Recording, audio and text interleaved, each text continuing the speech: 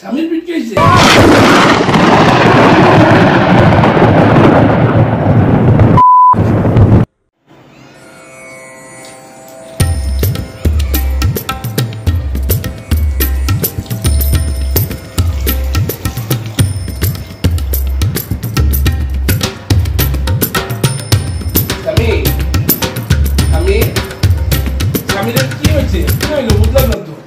কি জানি, আমরা তো সবাই ঘুমাইছিলাম।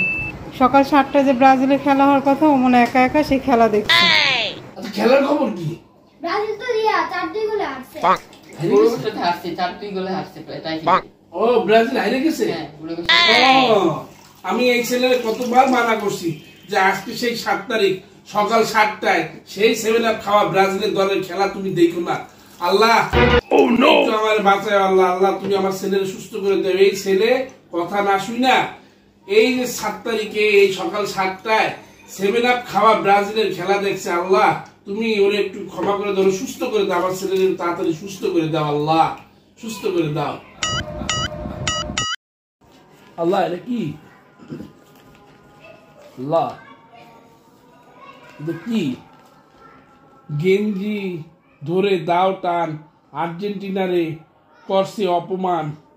সন্ধ্যায় 7টা দিবা, 7টা পিসার বাড়ি, তাহলে তোমার ছেলেকে মাফ করতে পারি। আব্বু 7টা বেশি হয়ে গেছে। হ্যাঁ, 7টা বেশি হয়ে গেছে।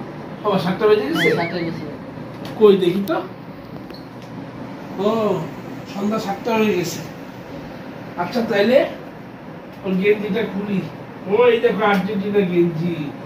এইটাই তো মূল সমস্যা। আর্জেন্টিনার ভিতরে উপরে ব্রাজিলের গেঞ্জি পড়ছে। হ্যাঁ, খুলো এটা, খুলো। হ্যাঁ, না কাট করো। আচ্ছা, পুরা করে ভালো কথা বলবো। স্বামীর উঠে এটা রাখো, নিচে রাখো। স্বামী, স্বামী রাখো। উঠো, উঠো, উঠো, উঠো, উঠো, উঠো। তুমি এখন থেকে আর ব্রাজিলের দল করবা না, এখন থেকে আর্জেন্টিনার দল করবা, ঠিক আছে? আচ্ছা, চেষ্টা করব। আচ্ছা, আল্লাহ ধন্যবাদ।